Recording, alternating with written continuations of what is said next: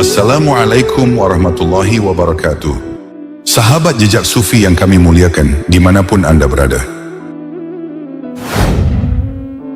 Dalam sejarah Islam, kisah para nabi selalu menjadi sumber pelajaran yang tak pernah lekang oleh waktu.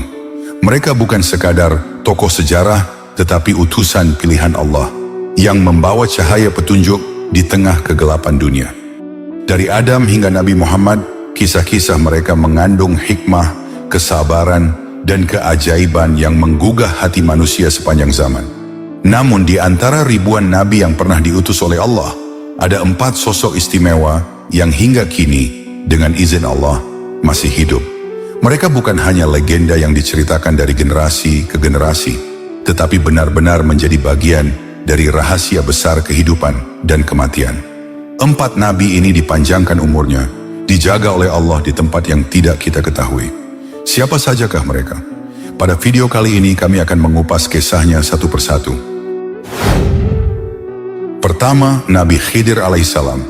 Sosok yang namanya selalu diselimuti misteri, kisahnya melintasi zaman, dan ilmunya menjadi rahasia yang hanya diketahui oleh Allah. Dalam lembar-lembar sejarah kenabian, beliau digambarkan sebagai manusia pilihan yang diberi karunia ilmu langsung dari sisi Tuhan. Ilmu laduni, ilmu yang tak dapat dicapai oleh logika, tetapi diterangi oleh cahaya ilahi. Dalam sebuah kitab berjudul Menyimak Kisah Kehidupan Nabi Khidir, kita diajak untuk menelusuri lebih dekat kehidupan sang wali Allah yang misterius ini. Nama aslinya disebut sebagai Balya bin Malkan, bin Falik, bin Abir, bin Salik, bin Arfakhshadz, bin Sam, bin Nuh. Artinya, Nabi Khidir diyakini berasal dari keturunan Sam, salah satu dari 3 putra Nabi Nuh alaihissalam. Sebuah nasab mulia yang menautkannya langsung dengan manusia-manusia pertama yang diselamatkan dari banjir besar. Namun di balik garis keturunan itu, ada rahasia besar yang membuat banyak ulama terdiam dan berdebat. Siapakah sebenarnya Khidir itu? Nabikah dia? Walikah dia? Dan yang paling sering dipertanyakan, apakah beliau masih hidup sampai hari ini? Sebagian ulama berpendapat bahwa Nabi Khidir masih hidup hingga datangnya hari kiamat. Pandangan ini didukung oleh banyak kisah dari para salihin dan ahli tasawuf yang mengaku pernah bertemu dengannya dalam wujud seorang lelaki asing, tenang, berwibawa, dan penuh cahaya. Ia disebut-sebut hadir di tengah lautan, di padang pasir, bahkan di tempat-tempat sunyi yang tak terjangkau manusia biasa.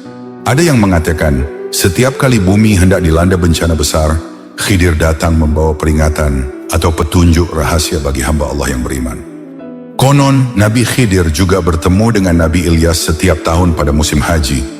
Di antara jutaan manusia yang berkumpul di Tanah Suci, 2 sosok ini bertemu tanpa disadari siapapun. Mereka berdoa bersama, memohon ampunan dan rahmat bagi umat manusia. Setelah itu keduanya kembali menghilang. Satu di daratan, satu di lautan. Namun tidak semua ulama sepakat dengan pandangan itu. Ada pula yang berpendapat bahwa Khidir telah wafat sebagaimana manusia lainnya.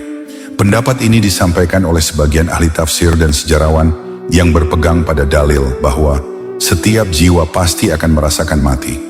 Menurut mereka, panjangnya usia Khidir hanyalah simbol dari kelanggengan ilmu dan kebaikan yang ditinggalkannya, bukan keberlangsungan hidup secara jasmani. Meski begitu, perdebatan ini tidak mengurangi keagungan sosoknya. Baik ia masih hidup ataupun telah wafat, Nabi Khidir tetap menjadi lambang kebijaksanaan yang melampaui batas waktu. Ia adalah guru yang tidak mudah dikenali, tetapi selalu hadir di antara rahasia kehidupan. Ia menunjukkan bahwa tidak semua kebaikan tampak indah di mata manusia, dan tidak semua peristiwa buruk berakhir dengan kesedihan. Nabi Khidir juga dikenal sebagai guru dari Nabi Musa alaihissalam, dan pertemuan mereka diceritakan dalam Al-Quran, tepatnya dalam surah Al-Kahfi. Kisah ini bermula ketika Nabi Musa berdiri di hadapan kaumnya, menyampaikan risalah wahyu dan hukum-hukum Allah yang harus ditaati. Melihat kepandaian Musa dalam berdakwah, salah satu kaumnya bertanya kepadanya, "Wahai Musa, siapakah manusia yang paling berilmu di bumi ini?" Dengan penuh keyakinan, Musa menjawab, "Aku." Atas pengakuannya tersebut, Allah menegurnya dengan lembut, "Wahai Musa, di antara hamba-hambaku ada yang lebih mengetahui darimu tentang sebagian rahasiaku." Musa pun tersentak kaget. Ia sadar bahwa ilmu Allah tidak terbatas pada satu manusia, sekalipun ia seorang nabi. Dengan kerendahan hati, Musa lalu bertanya, "Wahai Tuhanku, di manakah aku dapat menemukannya agar aku bisa belajar darinya?" Allah berfirman, "Engkau akan menemukannya di pertemuan dua lautan. Bawalah seekor ikan, dan apabila ikan itu hilang, di sanalah engkau akan bertemu dengan hambaku." Dengan semangat belajar yang membara, Musa berangkat bersama muridnya yang setia bernama Yusha bin Nun. Mereka berjalan jauh, menembus padang pasir, lembah dan tebing, hingga akhirnya tiba di tempat yang disebut sebagai Majma' al-Bahrain, tempat bertemunya dua lautan.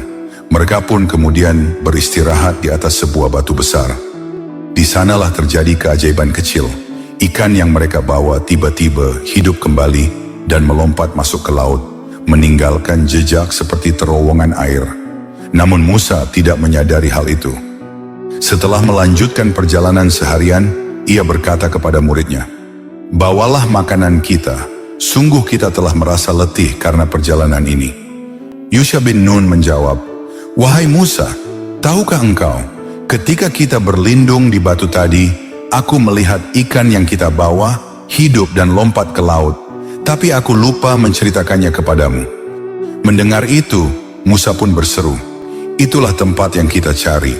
Mereka pun segera kembali, mengikuti jejak perjalanan mereka, hingga akhirnya tiba di tempat di mana ikan itu menghilang.